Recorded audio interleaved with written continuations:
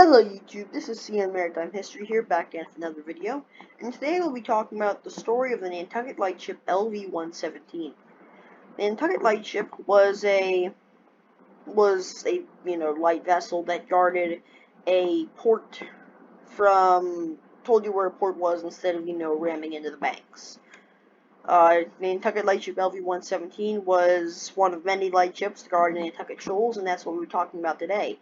And on May 15th, 1934, she met her end at a certain white star ship. I'm not going to give any names until we get to that point, but I think you'll figure it out. There's a certain picture in the slide that will pretty much tell you exactly which one it is.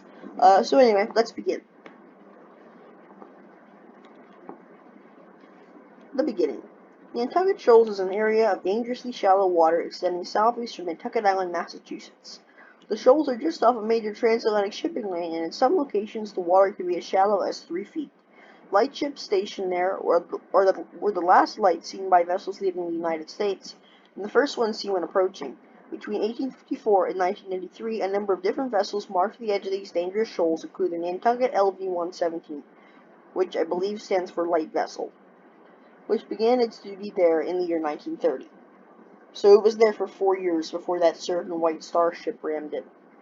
And this is a map showing you like the Nantucket Shoals and all the dangerous sandbars and dangerous things to vessels within.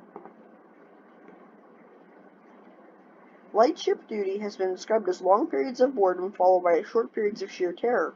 In addition to the dangers posed by extreme weather and high seas, ships would home in on the lightship's radio signal at night to help guide them toward the lightship's position. However, they were expected to post lookouts and turn in time to avoid any collisions. This is not the Nantucket Lightship I'm talking about in this video, LV-117, because that's at the bottom of the ocean, I'll be honest with you. But this is a Nantucket Lightship from later on in history, if I remember correctly. You can see it has a relief lifeboat just in case. And judging by the picture, I believe it's a restaurant. You can see a bunch of tables on the stern deck. May 15th, 1934. No, that is not the Titanic. Titanic sank in 1912. I know some of you are probably going to say that's the Titanic. It is not the Titanic. It is RMS Olympic. It rammed the Nantucket Lightship LV-117 on May 15th, 1934. There was only 500 feet of visibility. That's it. So by the time they saw the Olympic, which, to be honest, okay, to put this in perspective, the Nantucket Lightship was not a very tall ship. Olympic's bow was 60 or 70 feet from the waterline. You are looking at this gigantic wall. That's all you see. When they said sheer terror, they meant it. Okay, so unfortunately on the 15th, 1934 of May, the fog was so thick that the Olympic failed to actually see the lightship. Warning devices aboard LV-117, including electric lens lanterns on each of its 2 mastheads, you can clearly see one of them here, an electric diaphragm horn, so like the foghorn, and I guess it's a foghorn, and a 1,200-pound fog warning bell. In spite of all these devices, and with only 500 feet of visibility, by the time the lightship was seen or heard, it was too late to make a course correction. The crash was inevitable, and the Olympic rammed and sunk LV-117. 4 men went down with the ship, and 7 survivors were picked up by the Olympic, 3 of whom later died of their injuries. When it was determined that there were no more survivors, the Olympic resumed its course for New York, having suffered only minimal damage in the collision. The Cunard White Star Line subsequently replaced the lost ship by paying for the construction of its replacement LV-112. Now, the Olympic, which I will cover in another video, the Olympic itself. I know I said I probably won't cover any other videos I've covered in the past, but I'm going to recover the Olympic. I didn't do it very good justice, so I'm going to recover that. And contrary to popular belief, the Olympic did not split LV-117, which was something I did not know. Because, as I will tell you in 1 second or so, it hit it very hard and caused it to sink, yes, but it did not rip it in half. it was not that strong of an impact, as you will see in a second here.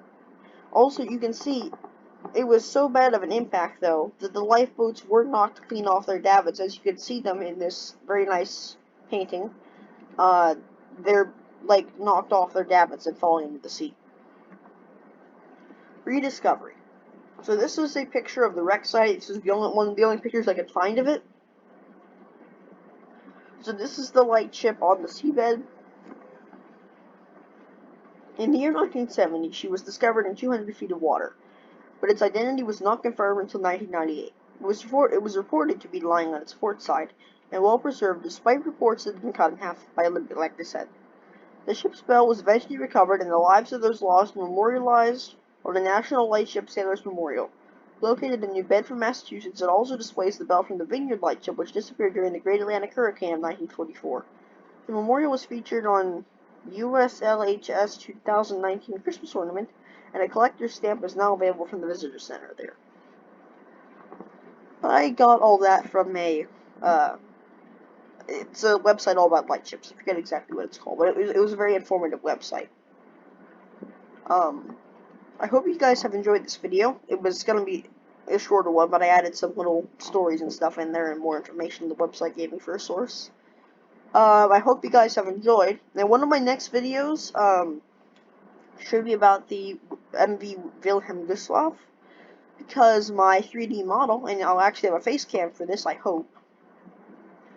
My 3D model, that should be here either next week or the week after that, so expect a video from the Gustloff 2 or 3 weeks from now. Have a good day, and I hope you have enjoyed this video. Bye.